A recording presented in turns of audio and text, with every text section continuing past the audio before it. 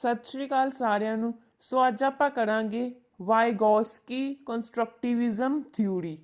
ਵਾਈਗੋਸਕੀ ਕੰਸਟਰਕਟਿਵਿਜ਼ਮ theory ਨੂੰ ਸੋਸ਼ੀਓ culture theory ਵੀ ਕਿਹਾ ਜਾਂਦਾ ਹੈ, ਕਿਉਂਕਿ ਜਿਹੜੀ ਵਾਈਗੋਸਕੀ ਨੇ ਉਹ ਆਪਣੀ ਥਿਊਰੀ ਵਿੱਚ ਮੋਸਟਲੀ ਜਿਹੜੀ ਬੱਚੇ ਦੀ ਕੰਸਟਰਕਟਿਵਿਜ਼ਮ ਜਿਹੜੀ ਗੱਲ ਕਰਦੇ ਆ, ਉਹ ਕਹਿੰਦੇ ਆ ਉਹਦੇ ਵਿੱਚ ਸਭ ਤੋਂ ਇੰਪੋਰਟੈਂਟ ਰੋਲ ਜਿਹੜਾ ਵਾ ਸੁਸਾਇਟੀ ਦਾ ਐਂਡ ਕਲਚਰ ਦਾ ਹੁੰਦਾ ਵਾ। ਸੋ ਅਗਰ ਆਪਾਂ ਦੇਖ ਲਈਏ ਕਿ ਵਾਈਗੋਸਕੀ ਜਿਹੜੇ ਸਨ ਉਹ ਇੱਕ ਰਸ਼ੀਅਨ ਸਾਈਕੋਲੋਜਿਸਟ ਸਨ। ਉਹਨਾਂ ਦੀ ਥਿਊਰੀ ਨੂੰ social constructivism socio culture theory of learning ਵੀ ਕਿਹਾ ਜਾਂਦਾ, ਜਿਵੇਂ ਮੈਂ ਪਹਿਲਾਂ ਹੀ ਕਹਿ ਤਾ, ਕਿਉਂਕਿ ਉਹਨਾਂ ਨੇ ਕਿਹਾ ਸੀ ਕਿ ਜਿਹੜੀ ਚਾਈਲਡ ਦੇ ਕੰਸਟਰਕਟਿਵਿਜ਼ਮ ਜਿਹੜਾ ਵਾ ਉਹਦੇ ਸਭ ਤੋਂ ਵੱਧ ਜਿਹੜੇ ਰੋਲ ਜਿਹੜਾ ਹੁੰਦਾ ਵਾ ਉਹ ਕਿਹਦਾ ਹੁੰਦਾ ਵਾ, ਸੁਸਾਇਟੀ ਦਾ, ਕਲਚਰ ਦਾ ਜਾਂ ਕਮਿਊਨਿਟੀ ਦਾ। ਸੋ ਅਗਰ ਆਪਾਂ ਇਹਨਾਂ ਦੀ ਸਟਾਰਟਿੰਗ ਦੀ ਗੱਲ ਕਰ ਲਈਏ, ਥਿਊਰੀ ਜਿਹੜੀ ਇਹਨਾਂ ਨੇ ਡਿਵੈਲਪ ਕੀਤੀ ਸੀ 1920 ਤੋਂ 1930s ਦੇ ਵਿੱਚ, ਸੇਮ ਟਾਈਮ ਜਦੋਂ ਪਿਆਜੇ ਨੇ ਵੀ ਆਪਣੀ ਥਿਊਰੀ ਦਿੱਤੀ ਸੀ। ਸੋ ਇਹਨਾਂ ਦੀ ਜਿਹੜੀ ਡੈਥ ਸੀ ਉਹ 37 ਏਜ ਵਿੱਚ ਹੀ ਹੋ ਗਈ ਸੀ, ਡਿਊ ਟੂ ਟਿਊਬਰਕਲੋਸਿਸ, ਜਿਹਨੂੰ ਆਪਾਂ TB ਬੋਲਦੇ ਹਾਂ। ਸੋ ਦਿਸ ਥਿਊਰੀ ਇਜ਼ ਇਨਕੰਪਲੀਟ। ਸੋ ਇਹਨਾਂ ਦੀ ਥਿਊਰੀ ਜਿਹੜੀ ਸੀ ਆਪਣੀ ਇਹ ਕੰਪਲੀਟ ਨਹੀਂ ਕਰ ਪਾਏ ਸਨ, ਬਟ ਅਜੇ ਵੀ ਇਹਨਾਂ ਦੀ ਜਿਹੜੀ ਥਿਊਰੀ ਆ ਉਹ ਰਸ਼ੀਅਨ ਤੋਂ ਇੰਗਲਿਸ਼ ਵਿੱਚ ਟਰਾਂਸਲੇਟ ਕਰਕੇ ਉਹਨੂੰ ਸਮਝਿਆ ਜਾ ਰਿਹਾ। ਸੋ ਸਭ ਤੋਂ ਪਹਿਲੀ ਗੱਲ ਕਰ ਲਈਏ ਵਾਈਗੋਸਕੀ ਤੇ ਪਿਆਜੇ ਦੀ ਥਿਊਰੀ ਵਿੱਚ ਇੱਕ ਸਿਮਿਲੈਰਿਟੀ ਹੈ ਕਿ ਲਾਈਕ ਪਿਆਜੇ, Vygotsky considers the most important source of cognition is a learner himself. So ਪਿਆਜੇ ਦੀ ਤਰ੍ਹਾਂ ਹੀ ਵਾਈਗੋਸਕੀ ਵੀ ਕਹਿੰਦੇ ਨੇ ਕਿ ਜਿਹੜੇ ਬੱਚੇ ਦਾ ਜਿਹੜਾ ਕੰਸਟਰਕਟਿਵਿਜ਼ਮ ਜਿਹੜੀ ਆ ਉਹ ਬੱਚਾ ਜਿਹੜਾ ਸਭ ਤੋਂ ਵੱਧ ਰੋਲ ਜਿਹੜਾ ਉਹਦਾ ਆਪਣਾ ਹੁੰਦਾ। ਸੋ ਜਿਹੜੀ ਕੋਗਨੀਸ਼ਨ ਹੈ ਜਿਹੜੀ ਬੱਚੇ ਦੀ ਹੁੰਦੀ ਆ, ਜੋ ਚਾਈਲਡ ਦੀ ਹੁੰਦੀ ਆ, ਉਹਦੇ ਵਿੱਚ ਸਭ ਤੋਂ ਵੱਧ ਜਿਹੜਾ ਵਾ ਉਹ ਬੱਚਾ ਖੁਦ ਹੀ ਉਹਦੇ ਵਿੱਚ ਉਹਦੀ ਇੰਪੋਰਟੈਂਸ ਹੁੰਦੀ ਆ, ਉਹਦਾ ਰੋਲ ਹੁੰਦਾ ਸਭ ਤੋਂ ਵੱਧ। ਸੋ ਇਹਨਾਂ ਦੀ ਅਗਰ ਗੱਲ ਕਰ ਲਈਏ ਤਾਂ ਵਾਈਗੋਸਕੀ ਦੇ ਮੇਨ ਜਿਹੜੀ ਅਗਰ ਆਪਾਂ ਬਰੀਫ ਵਿੱਚ ਥਿਊਰੀ ਨੂੰ ਥੋੜ੍ਹਾ ਦੇਖ ਲਈਏ, so Vygotsky give importance to society culture for ਕੰਸਟਰਕਟਿਵਿਜ਼ਮ।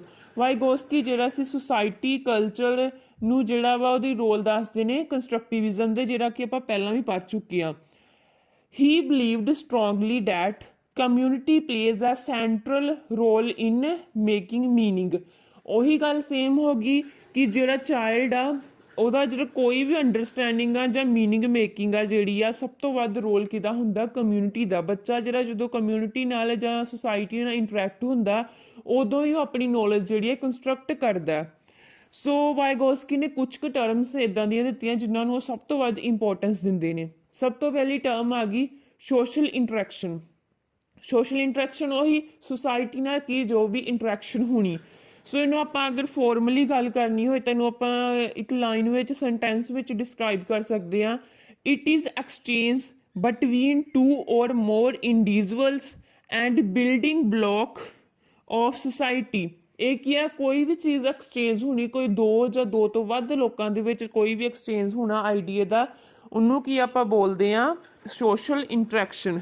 ਸੋ ਉਸ ਤੋਂ ਬਾਅਦ ਜਿਹੜੀ ਵਾਈਗੋਸਕੀ ਗੱਲ ਕਰਦੇ ਆ ਕਲਚਰ ਦੀ। ਕਲਚਰ ਕੀ ਹੁੰਦਾ, ਕੋਈ ਇੱਦਾਂ ਦੇ ਆਈਡੀਆ ਜਾਂ ਕਸਟਮਸ ਕੁਛ ਲੋਕਾਂ ਦੇ, the ideas customs and social behaviour of a particular people or society. ਇੱਕ ਪਾਰਟੀਕੂਲਰ ਸੁਸਾਇਟੀ ਜਾਂ ਇੱਕ ਗਰੁੱਪ ਆਫ ਪੀਪਲ ਦਾ ਸੇਮ ਆਈਡੀਆਜ਼ ਹੋਣੇ, ਕਸਟਮਸ ਹੋਣੇ, ਟ੍ਰਡੀਸ਼ਨਸ ਹੋਣੇ। ਸੋ ਉਹਨਾਂ ਨੂੰ ਆਪਾਂ ਕੀ ਕਹਿ ਦਿੰਦੇ ਹਾਂ ਕਿ ਇਹਨਾਂ ਦਾ ਸੇਮ ਕਲਚਰ ਆ ਜਾਂ ਇੱਕ ਕਲਚਰਲ ਏਰੀਏ ਦੇ ਲੋਕੀ ਨੇ। ਸੋ ਉਸ ਤੋਂ ਬਾਅਦ ਆ ਗਿਆ ਲੈਂਗੁਏਜ। ਲੈਂਗੁਏਜ ਤਾਂ ਸਭ ਤੋਂ ਪਹਿਲਾਂ ਪਤਾ ਕਿ ਇਹ ਸਭ ਤੋਂ ਇੰਪੋਰਟੈਂਟ ਜਿਹੜਾ ਟੂਲ ਆ ਫॉर ਕਮਿਊਨੀਕੇਸ਼ਨ। ਕੋਈ ਵੀ ਚਾਈਲਡ ਲਰਨਰ ਐਂਡ ਕੋਈ ਵੀ ਪਰਸਨ ਜਿਹੜਾ ਵਾ ਉਹ ਜਦੋਂ ਵੀ ਆਪਣੇ ਥਾਊਟਸ ਵਗੈਰਾ ਨੂੰ ਉਹਨੇ ਥਾਊਟਸ ਵਗੈਰਾ ਆਪਣੇ ਕਿਹਦੇ ਥਰੂ ਦੱਸੇਗਾ, ਲੈਂਗੁਏਜ ਦੇ ਥਰੂ। ਮੀਨਸ ਲੈਂਗੁਏਜ ਕੀ ਹੁੰਦੀ, ਥਰੂ ਵਿਚ ਵੀ ਕਮਿਊਨੀਕੇਟ। ਸੋ ਉਸ ਤੋਂ ਬਾਅਦ ਵਾਈਗੋਸਕੀ ਜਿਹੜੀ ਇੱਕ ਟਰਮ ਨੂੰ ਇੰਪੋਰਟੈਂਸ ਦਿੰਦੇ ਆ ਉਹ ਕੀ ਆ, ZPD। ZPD ਦਾ ਮਤਲਬ ਕੀ ਹੁੰਦਾ, ਜ਼ੋਨ ਆਫ ਪ੍ਰੋਕਸੀਮਲ ਡਿਵੈਲਪਮੈਂਟ। ਮਤਲਬ ਕਿ ਜ਼ੋਨ ਆਫ ਪ੍ਰੋਕਸੀਮਲ ਡਿਵੈਲਪਮੈਂਟ। ਸੋ ਇਹਨੂੰ ਆਪਾਂ ਕੀ ਕਹਿ ਸਕਦੇ ਹਾਂ, ਪ੍ਰੋਕਸੀਮਲ ਦਾ ਮਤਲਬ ਹੁੰਦਾ ਪੋਟੈਂਸ਼ੀਅਲ ਕਿਸੇ ਚੀਜ਼ ਦਾ, ਡਿਵੈਲਪਮੈਂਟ ਮਤਲਬ ਹੋ ਗਿਆ ਕੋਈ ਅਚੀਵਮੈਂਟ, ਲਰਨਿੰਗ ਜਾਂ ਪਰਫਾਰਮਿੰਗ, ਜ਼ੋਨ ਆਫ ਮਤਲਬ ਕੋਈ ਟਾਸਕ। ਸੋ ਕੀ ਕਹਿੰਦੇ ਨੇ, ਅਗਰ ਆਪਾਂ ZP ਨੂੰ ਦੇਖਣਾ, ZP ਨੂੰ ਆਪਾਂ ਸਮਝ ਸਕਦੇ ਹਾਂ ਕਿ ਉਹ ਸੰਭਾਵਨਾ ਜਿੱਥੋਂ ਤੱਕ ਕੋਈ ਵਿਅਕਤੀ ਸਿੱਖ ਸਕਦਾ ਹੋਵੇ। ਮਤਲਬ ਕਿ ਕੋਈ ਫੀਲਡ ਜਾਂ ਕੋਈ ਉਹ ਖੇਤਰ ਜਿੱਥੋਂ ਤੱਕ ਇੱਕ ਬੱਚਾ ਸਿੱਖ ਸਕਦਾ ਹੋਵੇ। ਇਹਦੀ ਐਗਜ਼ਾਮਪਲ ਅਗਰ ਆਪਾਂ ਡਿਟੇਲ ਵਿੱਚ ਸਮਝਣਾ ਹੋਵੇ ZPD ਕੀ ਆ, ਸੋ ਆਪਾਂ ਥਰੂ ਸਮਝ ਸਕਦੇ ਹਾਂ। ਜਿਵੇਂ ਇਹ ਏਰੀਏ ਨੇ A B ਐਂਡ ਨਹੀਂ, ਪਹਿਲਾਂ ਆਪਾਂ 1 2 3 ਲੈ ਲੈਂਦੇ ਕੋਈ ਏਰੀਆ 1 2 ਐਂਡ 3। ਸੋ ਸਭ ਤੋਂ ਪਹਿਲਾਂ ਅਗਰ ਆਪਾਂ ਗੱਲ ਕਰੀਏ A ਜਿਹੜਾ 1 ਜਿਹੜਾ ਆਪਾਂ ਲਿਆ ਹੋਇਆ, ਉਹ ਕਿਹੜਾ ਫੀਲਡ ਆ? It refers to all the functions and activity that a child can perform on its own independently without the help of anyone। Means ਕੀ ਕਹਿੰਦੇ ਕਿ ਹੁਣ ਜਿਹੜਾ 1 ਨੰਬਰ ਏਰੀਆ ਉਹ ਆ ਜਿੱਥੇ ਕਿ ਚਾਈਲਡ ਆਪਣੇ ਤੋਂ ਖੁਦ ਤੋਂ ਕਰ ਸਕਦਾ ਹੋਵੇ ਕੋਈ ਵੀ ਚੀਜ਼, ਜਿੱਥੇ ਉਹਨੂੰ ਕਿਸੇ ਦੀ ਹੈਲਪ ਦੀ ਨਹੀਂ ਜ਼ਰੂਰਤ। For example a child of 9-10 years can eat independently without the help of his mother। ਇੱਕ ਜਿਹੜਾ ਬੱਚਾ ਵਾ 9 ਤੋਂ 10 ਸਾਲ ਦਾ, ਉਹ ਕੁਛ ਵੀ ਖਾਣ, ਹੁਣ ਜਦੋਂ ਉਹਨੇ ਕੁਛ ਖਾਏਗਾ ਜਾਂ ਕੁਛ ਵੀ ਫੋਰ ਐਗਜ਼ਾਮਪਲ ਆਪਣਾ ਹੋਮਵਰਕ ਕਰੇਗਾ, ਸੋ ਹੁਣ ਉਹ ਆਪਣੀ ਮਦਰ ਦੀ ਉਹਨੂੰ ਹੈਲਪ ਦੀ ਨਹੀਂ ਜ਼ਰੂਰਤ ਹੋਏਗੀ। For example he can wear his clothes without the help of anyone. ਸੋ ਇੱਕ 9-10 ਸਾਲ ਦਾ ਬੱਚਾ ਜਿਹੜਾ ਵਾ ਹੁਣ ਇੰਨਾ ਇੰਡੀਪੈਂਡੈਂਟ ਹੋ ਜਾਂਦਾ ਕਿ ਉਹ ਆਪਣੇ ਕੱਪੜੇ ਵਗੈਰਾ ਵੀ ਖੁਦ ਚੇਂਜ ਕਰ ਸਕਦਾ ਹੈ, ਸੋ ਆਪਣਾ ਹੋਮਵਰਕ ਵੀ ਕਰ ਸਕਦਾ ਹੈ, ਸੋ ਇੰਡੀਪੈਂਡੈਂਟਲੀ ਉਹ ਖਾਣਾ ਵੀ ਖਾ ਸਕਦਾ। ਸੋ ਕੀ ਹੈ, ਹੁਣ ਉਹਨੂੰ ਕਿਸੇ ਦੀ ਹੈਲਪ ਦੀ ਜ਼ਰੂਰਤ ਨਹੀਂ ਹੈ। ਸੋ ਉਹ ਕੀ ਹੈ, ਫੀਲਡ ਨੰਬਰ 1 ਹੋ ਗਿਆ। ਹੁਣ ਜ਼ੋਨ ਨੰਬਰ 2 ਦੀ ਜ਼ੋਨ ZPD ਵਿੱਚ 3 ਜ਼ੋਨ ਦੀ ਗੱਲ ਕਰਦੇ ਆ। ਜ਼ੋਨ 1 ਹੋ ਗਿਆ without help of anyone, and zone 2 ਦੀ ਗੱਲ ਕਰੀਏ that ZPD includes all the functions and activities that a child or learner can perform only with the help of tutor or guider। ਸੋ ਇਹ ਜਿਹੜਾ 2 number reason ਆ, ਇਹ ਉਹ reason ਆ ਜਿਹਦੇ ਵਿੱਚ ਕਿ ਇੱਕ ਚਾਈਲਡ ਉਦੋਂ ਹੀ ਪਰਫਾਰਮ ਕਰ ਸਕਦਾ ਜਦੋਂ ਕਿ ਉਹਨੂੰ ਕਿਸੇ ਟਿਊਟਰ ਦੀ ਜਾਂ ਟੀਚਰ ਦੀ ਜਾਂ ਕਿਸੇ ਗਾਈਡਰ ਦੀ ਹੈਲਪ ਮਿਲੇ। ਸੋ ਕਹਿੰਦੇ ਫੋਰ ਐਗਜ਼ਾਮਪਲ ਆ child of age 5 to 6 years can write simple sentence with the help of expert or guider। So he have enough biological and cognitive maturity that if an expert helps him, then he can write or do maybe whatever।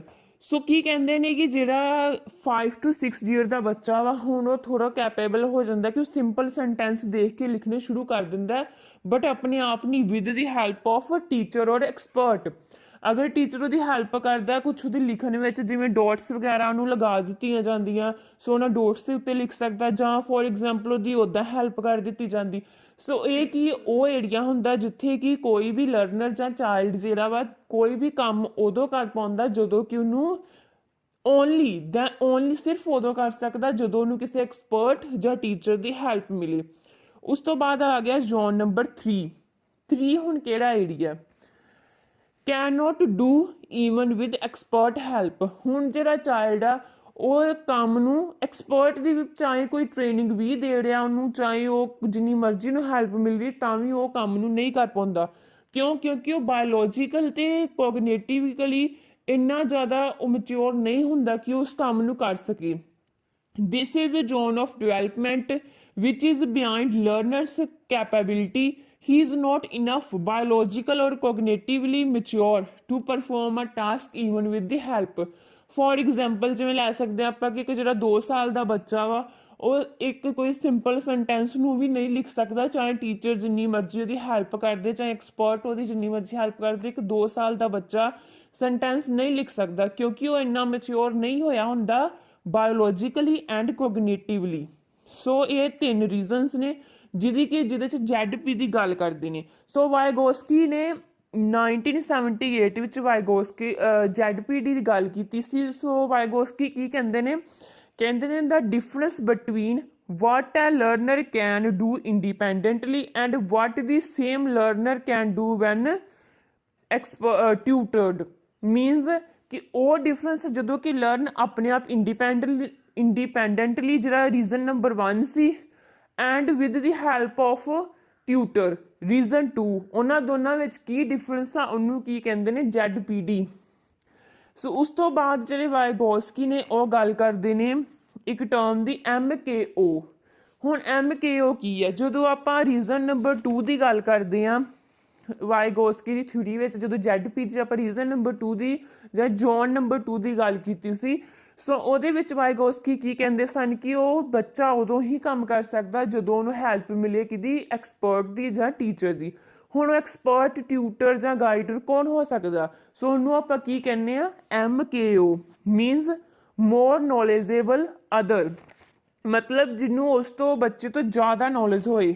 ਸੋ ਕੀ ਕਹਿੰਦੇ, MKO refers to someone who has a better understanding or higher ability level than a learner with respect to a particular task, process or concept। means ਕੀ ਕਹਿੰਦੇ ਕਿ better understanding ਹੋਵੇ learner ਨਾਲੋਂ ਜਿਹਦੀ ਉਹ help ਕਰ ਰਿਹਾ with respect to that particular for example ਜਿਵੇਂ ਕੋਈ ਗਾਈਡਰ ਹੈ ਕਿਸੇ ਬੱਚੇ ਨੂੰ ਮੈਥਮੈਟਿਕਸ ਹੋ ਸਕਦਾ ਉਹਦੀ ਹੈਲਪ ਕਰ ਰਿਹਾ ਹੋਵੇ, ਜਿਵੇਂ ਫੋਰ ਐਗਜ਼ਾਮਪਲ ਐਡਿੰਗ ਸਬਸਟ੍ਰੈਕਸ਼ਨ ਵਿੱਚ ਹੈਲਪ ਕਰ ਰਿਹਾ ਹੋਵੇ।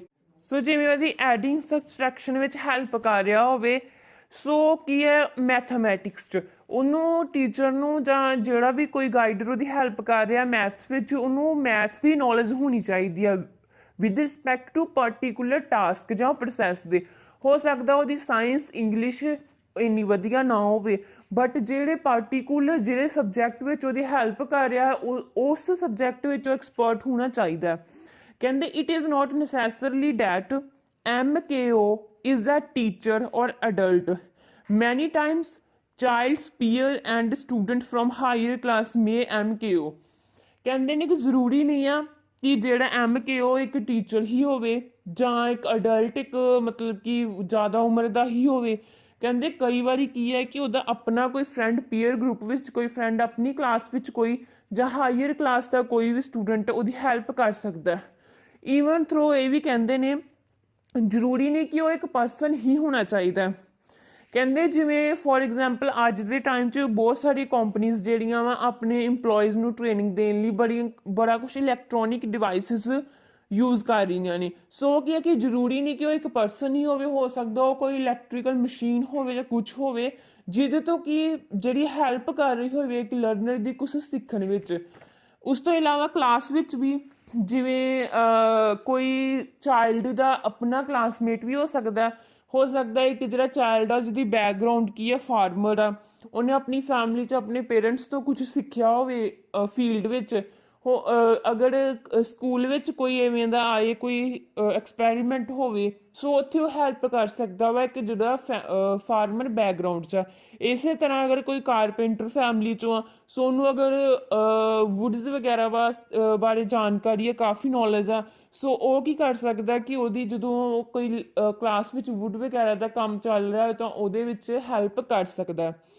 ਸੋ MKO ਕੀ ਕਹਿੰਦੇ ਨੇ ਕਿ ਉਹ ਪਰਸਨ ਜਿਹਦੀ ਜ਼ਿਆਦਾ ਨੌਲੇਜ ਹੋਵੇ with respect to that particular subject. So ਉਸ ਤੋਂ ਬਾਅਦ ਇਹ ਸਕੈਫੋਲਡਿੰਗ ਦੀ ਆਪਾਂ ਪਹਿਲਾਂ ਵੀ ਗੱਲ ਕੀਤੀ ਸੀ। ਆਪਾਂ ਪਿਛਲੀ ਆਲਰੇਡੀ ਬਰੂਨਰ ਕੰਸਟਰਕਟਿਵਿਜ਼ਮ ਥਿਊਰੀ ਵਿੱਚ ਸਕੈਫੋਲਡਿੰਗ ਕਰ ਚੁੱਕੇ ਹਾਂ, ਸੋ ਤੁਸੀਂ ਜਾ ਕੇ ਉੱਥੇ ਦੇਖ ਸਕਦੇ ਹੋ। ਸੋ ਅਗਰ ਆਪਾਂ ਬਰੀਫਲੀ ਗੱਲ ਕਰ ਲਈਏ ਸਕੈਫੋਲਡਿੰਗ ਕੀ ਹੁੰਦੀ ਹੈ, ਟੈਂਪਰੇਰੀ ਹੈਲਪ ਪ੍ਰੋਵਾਈਡ ਕਰਾਉਣੀ ਚਾਈਲਡ ਨੂੰ। ਸਟਾਰਟਿੰਗ ਵਿੱਚ 100% ਉਹਨੂੰ ਸਪੋਰਟ ਦੇਣੀ, ਦੈਨ ਜਦੋਂ ਬੱਚਾ ਜਾਂ ਚਾਈਲਡ ਲਰਨਰ ਜਿਹੜਾ ਵਾ ਉਸ ਚੀਜ਼ ਵਿੱਚ ਐਕਸਪਰਟ ਹੁੰਦਾ ਜਾਂਦਾ, ਹੌਲੀ ਹੌਲੀ ਉਹਦੀ ਜਿਹੜੀ ਹੈਲਪ ਆ ਉਹ ਰਿਡਿਊਸ ਕਰਦੇ ਰਹਿਣੇ ਅਤੇ ਐਂਡ ਵਿੱਚ ਆਣ ਕੇ ਹੈਲਪ ਜਿਹੜੀ ਇੱਕਦਮ 0% ਕਰ ਦੇਣੀ। ਸੋ ਉਹਨੂੰ ਕੀ ਆਪਾਂ ਕਹਿੰਦੇ ਹਾਂ ਸਕੈਫੋਲਡਿੰਗ। ਸੋ ਵਾਈਗੋਸਕੀ ਮੇਨ ਇੰਪੋਰਟੈਂਸ ਇਹਨਾਂ ਟਰਮਸ ਨੂੰ ਦਿੰਦੇ ਨੇ। ਉਸ ਤੋਂ ਬਾਅਦ ਵਾਈਗੋਸਕੀ ਜਿਹੜੇ ਨੇ ਕੁਛ ਗੱਲਾਂ ਦੀ ਗੱਲ ਕਰਦੇ ਆ, ਕੁਛ ਟਰਮਸ ਦੀ, ਜਿਵੇਂ ਟੂਲਸ ਆਫ ਇੰਟਲੈਕਚੁਅਲ ਅਡੈਪਟੇਸ਼ਨ ਕੀ, ਉਹਦੇ ਵਿੱਚ ਉਹ 2 ਲੈਵਲਸ ਦੀ ਗੱਲ ਕਰਦੇ ਆ, EMF ਐਂਡ HMF। ਵੈਸੇ ਕੁਛ ਜ਼ਿਆਦਾ ਇੰਪੋਰਟੈਂਟ ਨਹੀਂ ਆ, ਪਰ ਇਹਦੇ ਵਿੱਚ ਆਪਾਂ ਬਰੀਫਲੀ ਅਗਰ ਇਹਨੂੰ ਦੇਖ ਲਈਏ, EMF ਕੀ ਹੁੰਦਾ, ਐਲੀਮੈਂਟਰੀ ਮੈਂਟਲ ਫੰਕਸ਼ਨਸ। ਇਹ ਉਹ ਫੰਕਸ਼ਨਸ ਹੁੰਦੇ ਨੇ ਜਿਹੜੇ ਬੱਚੇ ਦੇ ਕਿ ਬਰਥ ਤੋਂ ਹੀ ਪ੍ਰੈਜ਼ੈਂਟ ਹੁੰਦੇ ਨੇ। ਇਹ ਇੱਕ ਬਾਇਓਲੋਜੀਕਲ ਜਾਂ ਜੈਨੇਟਿਕ ਹੋ ਸਕਦੇ ਆ। ਇਹ ਬੱਚਾ ਜਿਹੜਾ ਸਿੱਖਦਾ ਨਹੀਂ ਆ ਬਾਹਰੋਂ, ਬਰਥ ਤੋਂ ਹੀ ਲੈ ਕੇ ਪੈਦਾ ਹੁੰਦਾ ਬੱਚਾ। ਜਿਵੇਂ ਇਹਨਾਂ ਨੇ ਕੁਛ ਕੁ ਗੱਲ ਕੀਤੀ, Vygotsky claim that child born with 4 EMF ਵਿਚ ਦੇ ਸ਼ੇਅਰ ਵਿਦ ਅਦਰ ਐਨੀਮਲਸ। ਕਿਹੜੇ 4 ਨੇ? ਅਟੈਂਸ਼ਨ ਕੀ ਹੁੰਦੀ ਆ, ਕਿਸੇ ਚੀਜ਼ ਤੇ ਫੋਕਸ ਕਰਨਾ ਜਾਂ ਕਨਸਨਟਰੇਟ ਕਰਨਾ। ਸੈਂਸੇਸ਼ਨ ਕੀ ਹੁੰਦੀ ਸਾਡੀ 6 ਸੈਂਸਸ ਦੇ ਆਪਾਂ ਦੇਖਿਆ ਹੀ ਹੋਣਾ it is a biological process with ability to feel through sense organs ਸਾਡੀਆਂ ਜਿਵੇਂ 6 ਸੈਂਸਸ ਦੇ ਉਹਨਾਂ ਦੇ ਥਰੂ ਆਪਾਂ ਗੱਲ ਕਿ ਫੀਲ ਕਰ ਸਕਦੇ ਹਾਂ ਸੌਰੀ 5 ਸੈਂਸਸ ਉਸ ਤੋਂ ਬਾਅਦ ਗੱਲ ਆ ਗਈ ਪਰਸੈਪਸ਼ਨ ਕੀ ਹੁੰਦਾ ਸੈਂਸੇਸ਼ਨ ਪਲੱਸ ਮੀਨਿੰਗ ਸੈਂਸੇਸ਼ਨ ਮਤਲਬ ਸੈਂਸਸ ਦੇ ਥਰੂ ਜਿਹੜੀ 5 ਸੈਂਸਸ ਦੇ ਥਰੂ ਸਿੱਖਣਾ ਪਲੱਸ ਉਹਦਾ ਮੀਨਿੰਗ ਬਣਾਉਣਾ ਉਹਨੂੰ ਕੀ ਆਪਾਂ ਕਹਿ ਦਿੰਦੇ ਪਰਸੈਪਸ਼ਨ ਉਸ ਤੋਂ ਬਾਅਦ ਆ ਗਿਆ ਮੈਮਰੀ ਕੀ ਇੱਕ ਕੋਗਨੇਟਿਵ ਅਬਿਲਿਟੀ ਹੁੰਦੀ ਆ ਸਟੋਰ ਕਰਨਾ ਰਿਟੇਨ ਕਰਨਾ ਐਂਡ ਰੀਟਰਾਈਵ ਕਰਨਾ ਇਨਫੋਰਮੇਸ਼ਨ ਨੂੰ ਮਾਈਂਡ ਚੋਂ ਸੋ ਉਸ ਤੋਂ ਬਾਅਦ ਗੱਲ ਕਰਦੇ ਨੇ ਦੂਸਰੀ ਪਹਿਲੀ EMF ਦੂਜੀ HMF ਕੀ ਹੁੰਦੀ ਹੈ ਕਿ ਜਿਹੜੀ ਬਰਥ ਤੋਂ ਪ੍ਰੈਜ਼ੈਂਟ ਨਹੀਂ ਹੁੰਦੀ ਬਟ ਹੌਲੀ ਹੌਲੀ ਜਦੋਂ ਚਾਈਲਡ ਇੱਕ ਮੈਚਿਓਰ ਹੁੰਦਾ ਉਹਦੇ ਵਿੱਚ ਉਹ ਡਿਵੈਲਪ ਹੁੰਦੀਆਂ ਜਾਂਦੀਆਂ These are developed, learnt new, advanced, hence higher mental abilities. These are not present at birth but gained, achieved or learned from culture. So Vygotsky ਜਿਹੜੇ society ਤੇ culture ਨੂੰ starting ਤੋਂ ਹੀ ਸਭ ਤੋਂ ਵੱਧ importance ਦਿੰਦੇ ਆ ਕਈ ਵਾਰੀ PS ਟੈਟ ਜਾਂ CTET ਵਿੱਚ ਇਦਾਂ ਦਾ ਕੁਐਸਚਨ ਆ ਜਾਂਦਾ ਹੁੰਦਾ ਕਿ ਕਿਹੜੇ ਸਾਈਕੋਲੋਜਿਸਟ ਨੇ society ਤੇ culture ਨੂੰ ਸਭ ਤੋਂ ਵੱਧ importance ਦਿੱਤੀ ਆ ਸੋ ਕੌਣ ਨੇ Vygotsky ਸੋ ਉਸ ਤੋਂ ਬਾਅਦ ਵਾਈਗੋਸਕੀ ਗੱਲ ਕਰਦੇ ਆ ਡਿਵੈਲਪਮੈਂਟ ਆਫ ਲੈਂਗੁਏਜ ਦੀ ਗੱਲ ਕਰਦੇ ਕਿਉਂਕਿ ਕਲਚਰ ਦੀ ਸੁਸਾਇਟੀ ਦੀ ਕਮਿਊਨਿਟੀ ਦੀ ਗੱਲ ਕਰਦੇ ਆ ਸੋ ਲੈਂਗੁਏਜ ਦਾ ਵੀ ਇੱਕ ਇੰਪੋਰਟੈਂਟ ਰੋਲ ਆ ਸੋ ਵਾਈਗੋਸਕੀ 1962 ਵਿੱਚ ਕਹਿੰਦੇ ਨੇ development of language as a complex interaction between child and environment which is influenced by both social and cognitive development so ਕੀ ਕਹਿੰਦੇ ਨੇ ਜਿਹੜੀ ਲੈਂਗੁਏਜ ਦਾ ਡਿਵੈਲਪ ਹੁੰਦਾ ਵਾ ਕਿਹਦੇ ਤੋਂ ਹੁੰਦਾ ਕਹਿੰਦੇ ਜਦੋਂ ਕਿ ਚਾਈਲਡ ਦੀ ਜਿਹੜੀ ਇੰਟਰੈਕਸ਼ਨ ਹੁੰਦੀ ਆ ਇਨਵਾਇਰਮੈਂਟ ਨਾਲ ਸੋ ਉਸ ਤੋਂ ਬਾਅਦ ਗੱਲ ਕਰਦੇ ਨੇ Vygotsky thoughts and language most important point ਇਹਨੂੰ ਕਹਿ ਸਕਦੇ ਹਾਂ ਆਪਾਂ ਵਾਈਗੋਸਕੀ ਦੀ ਥਿਊਰੀ 'ਚ Vygotsky believed that thought and language are initially separated Vygotsky ਕੀ ਕਹਿੰਦੇ ਨੇ ਕਿ ਜਿਹੜੇ ਥਾਊਟ ਆ ਤੇ ਲੈਂਗੁਏਜ ਇਨੀਸ਼ੀਅਲੀ ਜਿਹੜੀ ਇੱਕ ਦੂਜੇ ਤੋਂ ਸੈਪਰੇਟਡ ਹੁੰਦੀਆਂ ਬਰਥ ਤੋਂ ਲੈ ਕੇ ਫੋਰ ਐਗਜ਼ਾਮਪਲ 3 years ਤੱਕ ਸੋ ਵਾਈਗੋਸਕੀ ਕੀ ਕਹਿੰਦੇ ਨੇ ਕਿ ਬਰਥ ਤੋਂ ਲੈ ਕੇ 3 years ਤੱਕ ਜਿਹੜੇ ਥਾਊਟ ਆ ਉਹ ਬੱਚੇ ਦੀ ਲੈਂਗੁਏਜ ਤੋਂ ਅਲੱਗ ਹੁੰਦੇ ਆ ਮੀਨਸ ਇਨੀਸ਼ੀਅਲੀ ਕਿ ਜਿਹੜੇ ਥਾਊਟਸ ਨੋਨ ਵਰਬਲ ਹੁੰਦੇ ਆ ਜੋ ਵੀ ਚਾਈਲਡ ਸੋਚਦਾ ਵਾ ਉਹ ਲੈਂਗੁਏਜ ਦੇ ਥਰੂ ਐਕਸਪ੍ਰੈਸ ਨਹੀਂ ਕਰ ਸਕਦਾ ਸਟਾਰਟਿੰਗ 'ਚ 3 years ਤੱਕ ਦਾ ਬੱਚਾ ਕਲੀਅਰਲੀ ਨਹੀਂ ਬੋਲ ਪਾਉਂਦਾ ਸੋ ਕਿ ਆਪਣੇ ਥਾਊਟਸ ਨੂੰ ਐਕਸਪ੍ਰੈਸ ਨਹੀਂ ਕਰ ਸਕਦਾ ਸੋ 3 to 7 years ਦੀ ਜਦੋਂ ਏਜ ਆਉਂਦੀ ਹੈ ਇੱਕ ਚਾਈਲਡ ਦੀ ਉਦੋਂ ਕੀ ਹੋ ਜਾਂਦੀ ਹੈ interaction and interdependence of thought and language ਹੁਣ ਕੀ ਹੋ ਜਾਂਦਾ ਹੈ ਕਿ ਥਾਊਟ ਤੇ ਲੈਂਗੁਏਜ ਦੀ ਜਿਹੜੀ ਇੰਟਰਡਿਪੈਂਡੈਂਸ ਹੋ ਜਾਂਦੀ it means what a child think he speaks the same what he speaks but he think over it means ਕਿ ਚਾਈਲਡ ਜੋ ਸੋਚਦਾ ਉਸ ਨੂੰ ਉਹ ਬੋਲ ਕੇ ਦੱਸ ਸਕਦਾ ਹੁਣ ਉਸ ਤੋਂ ਬਾਅਦ ਇੰਟਰਨਲਾਈਜੇਸ਼ਨ ਜਦੋਂ 7+ ਦੀ ਏਜ ਹੁੰਦੀ ਹੈ ਇੰਟਰਨਲਾਈਜੇਸ਼ਨ ਮਤਲਬ ਹੁੰਦਾ process of making something internal ਮਤਲਬ ਕਿ ਹੁਣ ਉਹ ਕੀ ਕਰਦਾ ਵਾ ਕਿ ਜੋ ਵੀ ਉਹਦੇ ਦਿਮਾਗ ਵਿੱਚ ਜ਼ਰੂਰੀ ਨਹੀਂ ਕਿ ਕੁਛ ਵੀ ਸੋਚ ਰਿਹਾ ਉਹ ਹਰ ਇੱਕ ਚੀਜ਼ ਨੂੰ ਬੋਲ ਦੇਵੇ ਹੁਣ ਉਹਦੇ 'ਚ ਇੰਨੀ ਅੰਡਰਸਟੈਂਡਿੰਗ ਆ ਜਾਂਦੀ ਹੈ ਕਿ ਉਹਨੂੰ ਪਤਾ ਲੱਗ ਜਾਂਦਾ ਕਿ ਹਾਂ ਮੈਨੂੰ ਕੀ ਕਿਸੇ ਦੇ ਸਾਹਮਣੇ ਐਕਸਪ੍ਰੈਸ ਕਰਨਾ ਚਾਹੀਦਾ ਜਾਂ ਕੀ ਨਹੀਂ ਸਟਾਰਟਿੰਗ 3 to 7 years ਤੱਕ ਕੀ ਹੁੰਦਾ ਕਿ ਉਹ ਜੋ ਵੀ ਉਹਦੇ ਦਿਮਾਗ 'ਚ ਸੋਚਦਾ ਵਾ ਉਹ ਕਾਫੀ ਕੁਛ ਕੁਐਸਚਨ ਜਿਵੇਂ ਬੱਚਾ ਲੋਟ ਆਫ ਕੁਐਸਚਨਸ ਪੁੱਟ ਕਰਦਾ ਜੋ ਕੁਛ ਵੀ ਦਿਮਾਗ 'ਚ ਆਉਂਦਾ ਬੋਲ ਦਿੰਦਾ ਬਟ 7+ ਏਜ 'ਤੇ ਜਾ ਕੇ ਕੀ ਕਰਦਾ ਬੱਚੇ ਦੀ ਇੰਨੀ ਅੰਡਰਸਟੈਂਡਿੰਗ ਡਿਵੈਲਪ ਹੋ ਜਾਂਦੀ ਹੈ ਕਿ ਉਹਨੂੰ ਪਤਾ ਲੱਗ ਜਾਂਦਾ ਕਿ ਮੈਨੂੰ ਕੀ ਬੋਲਣਾ ਚਾਹੀਦਾ ਜਾਂ ਕੀ ਨਹੀਂ ਉਸ ਤੋਂ ਬਾਅਦ ਗੱਲ ਕਰਦੇ ਨੇ types of speech the types of speech 'ਚ ਵਾਈਗੋਸਕੀ ਗੱਲ ਕਰਦੇ ਨੇ 3 ਟਾਈਪਸ ਦੀ ਸਭ ਤੋਂ ਪਹਿਲੀ ਗੱਲ ਕਰਦੇ ਆ ਪ੍ਰਾਈਵੇਟ ਸਪੀਚ ਕੀ ਕਹਿੰਦੇ ਆ ਕਿ ਸਿੰਪਲੀ ਕੀ ਹੈ ਸਪੀਚ ਟੂ ਸੈਲਫ ਆਪਣੇ ਆਪ ਨਾਲ ਗੱਲ ਕਰਨੀ ਬਟ ਇਸ ਏਜ ਵਿੱਚ ਕੀ ਕਰਦਾ ਕਿ ਕਹਿੰਦੇ ਕਿ ਉਹ ਗੱਲ ਤੇ ਆਪਣੇ ਆਪ ਨੂੰ ਹੀ ਮਤਲਬ ਕਿ ਸੈਲਫ ਡਾਇਰੈਕਟਡ ਹੀ ਬੋਲਦਾ ਬਟ ਉਹ ਕੀ ਕਰਦਾ ਕਿ ਲਾਊਡਲੀ ਬੋਲਦਾ ਉਹ ਲਾਊਡਲੀ ਬੋਲ ਕੇ ਕਿਸੇ ਨਾਲ ਗੱਲ ਕਰਨਾ ਨਹੀਂ ਚਾਹੁੰਦਾ ਹੁੰਦਾ ਜਾਂ ਕਿਸੇ ਨਾਲ ਕਮਿਊਨੀਕੇਟ ਨਹੀਂ ਕਰਨਾ ਚਾਹੁੰਦਾ ਬਟ ਉਹ ਲਾਊਡਲੀ ਬੋਲ ਕੇ ਆਪਣੇ ਆਪ ਨੂੰ ਹੀ ਡਾਇਰੈਕਟ ਕਰ ਰਿਹਾ ਹੁੰਦਾ ਸੈਲਫ ਡਾਇਰੈਕਟ ਕਰ ਰਿਹਾ ਹੁੰਦਾ ਬਟ ਉਹ ਕੀ ਆ ਉਸ ਟਾਈਮ ਉੱਚੀ ਬੋਲ ਕੇ ਖੁਦ ਨੂੰ ਦੱਸਦਾ ਜਿਵੇਂ ਕਿ ਇੱਕ ਚਾਈਲਡ ਜਿਵੇਂ ਹੋਮਵਰਕ ਕਰਨ ਡਿਆ ਹੁੰਦਾ ਜਾਂ ਕੋਈ ਗੇਮ ਖੇਡਣ ਡਿਆ ਜਾਂ ਤੁਸੀਂ ਦੇਖਿਆ ਹੋਣਾ ਕੋਈ ਵੀ ਪ੍ਰੋਬਲਮ ਸੋਲਵ ਕਰਨ ਡਿਆ ਚਾਈਲਡ ਕੋਈ ਤਾਂ ਉਹ ਕੀ ਕਰੇਗਾ ਹਮੇਸ਼ਾ ਕਿ ਲਾਊਡਲੀ ਬੋਲੇਗਾ ਬਟ ਉਸ ਟਾਈਮ ਆਪਣੇ ਆਪ ਨੂੰ ਸੈਲਫ ਡਾਇਰੈਕਟ ਕਰ ਰਿਹਾ ਹੁੰਦਾ ਕਿਸੇ ਨਾਲ ਕਮਿਊਨੀਕੇਟ ਨਹੀਂ ਕਰ ਰਿਹਾ ਹੁੰਦਾ According to Vygotsky, it is the self-directed speech that children use to guide their thinking and behavior. ਆਪਣੇ ਆਪ ਨੂੰ ਗਾਈਡ ਕਰਨ ਲਈ ਆਪਣੀ ਥਿੰਕਿੰਗ ਤੇ ਬਿਹੇਵੀਅਰ ਨੂੰ। ਉਸ ਤੋਂ ਬਾਅਦ ਗੱਲ ਆ ਗਈ ਇਨਰ ਸਪੀਚ ਦੀ। ਇਨਰ ਸਪੀਚ ਜਿਹੜੀ ਕਿਹੜੀ ਹੁੰਦੀ ਆ ਕਿ ਇੱਕ ਸਾਇਲੈਂਟ ਸਪੀਕਿੰਗ ਹੁੰਦੀ ਆ। ਕੀ ਹੁੰਦਾ ਕਿ ਉਹ ਇਹਦਾ ਕੋਈ ਪਰਪਸ ਕਮਿਊਨੀਕੇਟ ਕਰਨਾ ਨਹੀਂ ਹੁੰਦਾ ਜਾਂ ਫਿਰ ਲਾਊਡਲੀ ਵੀ ਉਹ ਨਹੀਂ ਬੋਲਦਾ। ਹੁਣ ਕਿ ਉਹ ਆਪਣੇ ਇੰਟਰਨਲੀ ਜੋ ਚਾਈਲਡ ਸੋਚਦਾ, ਜੋ ਮਤਲਬ ਕਿ ਆਪਣੇ ਇੰਟਰਨਲੀ ਜੋ ਸੋਚ ਰਿਹਾ ਹੁੰਦਾ, ਉਹਨੂੰ ਵੀ ਆਪਾਂ ਕੀ ਕਹਿ ਦਿੰਦੇ ਹਾਂ, inner speech. Inner speech is just like silent speaking. Learners use it for same purpose as private speech. That is guiding thinking. मतलब कि ਜਿਵੇਂ ਪ੍ਰਾਈਵੇਟ ਸਪੀਚ ਵਿੱਚ ਚਾਈਲਡ ਜਿਹੜਾ ਸੀ ਉਹ ਬੋਲ ਰਿਹਾ ਸੀ, ਉੱਚੀ ਬੋਲ ਰਿਹਾ ਸੀ, ਪਰ ਉਹਦਾ ਮੋਟਿਵ ਕੀ ਸੀ, ਖੁਦ ਨੂੰ ਗਾਈਡ ਕਰਨਾ। ਹੁਣ ਇਨਰ ਸਪੀਚ ਵਿੱਚ ਵੀ ਉਹੀ ਕੀ ਹੈ ਕਿ ਉਹ ਖੁਦ ਨੂੰ ਗਾਈਡ ਕਰੇਗਾ, ਬਟ ਇਹਗੀ ਸਾਇਲੈਂਟ ਸਪੀਕਿੰਗ ਹੋਏਗੀ, ਉੱਚੀ ਨਹੀਂ ਬੋਲੇਗਾ। Vygotsky believed that children must speak to themselves in self-guiding and self-directing way. Vygotsky Ki believe ਕਰਦੇ ਨੇ ਕਿ ਇੱਕ ਬੱਚੇ ਨੂੰ ਜਿਹੜਾ ਚਾਈਲਡ ਨੂੰ ਆ ਉਹ ਖੁਦ ਨਾਲ ਮਤਲਬ ਕਿ ਸਪੀਕ ਖੁਦ ਨਾਲ ਬੋਲਣਾ ਚਾਹੀਦਾ ਐਂਡ ਸੈਲਫ ਗਾਈਡ ਜ਼ਰੂਰ ਕਰਨਾ ਚਾਹੀਦਾ। ਇਨੀਸ਼ੀਅਲੀ ਪਹਿਲਾਂ ਚਾਹੇ ਉਹ ਪ੍ਰਾਈਵੇਟ ਸਪੀਚ ਦੇ ਥਰੂ ਲਾਊਡਲੀ ਬੋਲ ਰਿਹਾ ਐਂਡ ਦੈਨ ਲੇਟਰ ਉਹ ਇੰਟਰਨਲੀ ਬੋਲ ਰਿਹਾ ਇਨਰ ਸਪੀਚ, ਬਟ ਉਹ ਦੋਨੇ ਕੰਡੀਸ਼ਨ 'ਚ ਖੁਦ ਨੂੰ ਗਾਈਡ ਕਰ ਰਿਹਾ ਹੁੰਦਾ। And third one is social speech. It is audible sound speech by which child communicate with others, express his thinking and views and receiving information from others. ਇਹ ਕਿ social speech ਹੋ ਗਈ ਜਿਹੜੀ ਆਪਾਂ normal life ਵਿੱਚ ਇੱਕ ਦੂਜੇ ਨਾਲ ਗੱਲਾਂ ਬਾਤਾਂ ਕਰਦੇ ਹਾਂ। ਸੋ ਇਹ ਕੀ ਹੁੰਦੀ ਹੈ ਕਿ ਸੋਸ਼ਲ ਸਪੀਚ ਹੁੰਦੀ ਹੈ ਜਿਹਦੇ ਵਿੱਚ ਕਿ ਚਾਈਲਡ ਕਮਿਊਨੀਕੇਟ ਕਰਦਾ ਦੂਸਰਿਆਂ ਨਾਲ, ਆਪਣੀ ਥਿੰਕਿੰਗ ਨੂੰ ਜੋ ਸੋਚਦਾ ਉਹ ਐਕਸਪ੍ਰੈਸ ਕਰਦਾ ਦੂਸਰਿਆਂ ਅੱਗੇ, ਅਤੇ ਦੂਸਰਿਆਂ ਦੀ ਜਿਹੜੀ ਇਨਫੋਰਮੇਸ਼ਨ ਆ ਦੂਸਰੇ ਇਨਫੋਰਮੇਸ਼ਨ ਦਿੰਦੇ ਆ ਉਹਨੂੰ ਰਿਸੀਵ ਕਰਦਾ। ਸੋ ਕਹਿੰਦੇ ਵਾਈਗੋਸਕੀ ਕੀ ਕਹਿੰਦੇ ਨੇ, ਸੁਸਾਇਟੀ ਤੇ ਕਲਚਰ ਦਾ ਜਾਂ ਕਮਿਊਨਿਟੀ ਦਾ ਰੋਲ ਦੱਸਦੇ ਨੇ ਬੱਚੇ ਦੇ ਕੰਸਟਰਕਟਿਵਿਜ਼ਮ 'ਚ। ਸੋ ਕੀ ਕਹਿੰਦੇ ਕਿ ਲੈਂਗੁਏਜ ਜਿਹੜਾ ਇੱਕ ਇੰਪੋਰਟੈਂਟ ਟੂਲ ਆ ਕੋਈ ਵੀ ਨੌਲੇਜ ਗੇਨ ਕਰਨ ਲਈ।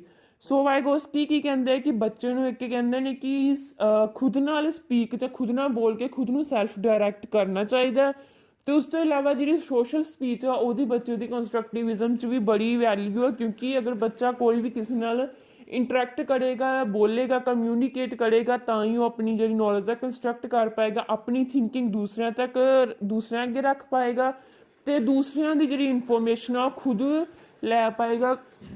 ਹਰ ਰੋਜ਼ ਇੱਕ ਨਵੀਂ ਇਨਫੋਰਮੇਸ਼ਨ ਕੁਛ ਨਵਾਂ ਸਿੱਖੇਗਾ। ਸੋ ਇਹਦੇ ਨਾਲ ਕੀ ਉਹਦੀ ਕੀ ਨੌਲੇਜ ਜਿਹੜੀ ਆ ਕੰਸਟਰਕਟ ਹੋਏਗੀ। ਸੋ ਵਾਈਗੋਸਕੀ ਜਿਹੜੇ ਨੇ ਆਪਣੀ ਥਿਊਰੀ 'ਚ ਸੁਸਾਇਟੀ, ਕਲਚਰ ਐਂਡ ਕਮਿਊਨਿਟੀ ਦਾ ਰੋਲ ਦੱਸਦੇ ਨੇ ਮੇਨ। ਸੋ ਕਹਿੰਦੇ ਨੇ ਕਿ ਬੱਚਾ ਜਿਹੜਾ ਨੌਲੇਜ ਕੰਸਟਰਕਟ ਕਰਨ ਦਾ ਸੈਂਟਰ ਜਿਹੜਾ ਬੱਚਾ ਖੁਦ ਹੁੰਦਾ, ਬਟ ਉਹ ਖੁਦ ਨੌਲੇਜ ਕੰਸਟਰਕਟ ਕਰਦਾ ਜਿਵੇਂ ਪਿਆਜੇ ਕਹਿੰਦੇ ਆ, ਬਟ ਉਹ ਕੀ ਕਹਿੰਦੇ ਆ ਕਿ ਨੌਲੇਜ ਕੰਸਟਰਕਟ ਕਰਦਾ, ਬਟ ਉਹ ਕੀ ਕਹਿੰਦੇ ਨੇ ਸੁਸਾਇਟੀ ਦਾ ਰੋਲ ਆ। ਅਗਰ ਬੱਚਾ ਜਦੋਂ ਇੰਟਰੈਕਟ ਕਰਦਾ ਫਿਰ ਲੈਂਗੁਏਜ ਸਿੱਖਦਾ, ਬਟ ਪਿਆਜੇ ਕੀ ਕਹਿੰਦੇ ਆ ਕਿ ਬਾਇਓਲੋਜੀਕਲੀ ਬੱਚਾ ਮੈਚਿਓਰ ਹੋਣਾ ਚਾਹੀਦਾ, ਉਦੋਂ ਤੱਕ ਉਹ ਕੋਈ ਵੀ ਚੀਜ਼ ਨਹੀਂ ਸਿੱਖ ਸਕਦਾ। ਸੋ ਇੱਥੇ ਇਹਨਾਂ ਦੋਨਾਂ ਦੀ ਥੋੜ੍ਹੀ ਜਿਹੀ ਇੱਕ ਦੂਜੇ ਤੋਂ ਵਿਊ ਚੇਂਜ ਨੇ, ਬਟ ਇੱਕ ਇਹਨਾਂ ਦੀ ਸਿਮਿਲੈਰਿਟੀ ਹੈ ਕਿ ਉਹ ਕਹਿੰਦੇ ਨੇ ਕਿ ਬੱਚਾ ਜਿਹੜਾ ਖੁਦ ਸੈਂਟਰ ਆ, ਬੱਚਾ ਖੁਦ ਜਿਹੜਾ ਨੌਲੇਜ ਕੰਸਟਰਕਟ ਕਰ ਸਕਦਾ। ਸੋ ਇਹੀ ਕੀ ਕਹਿੰਦੇ ਸਨ ਵਾਈਗੋ।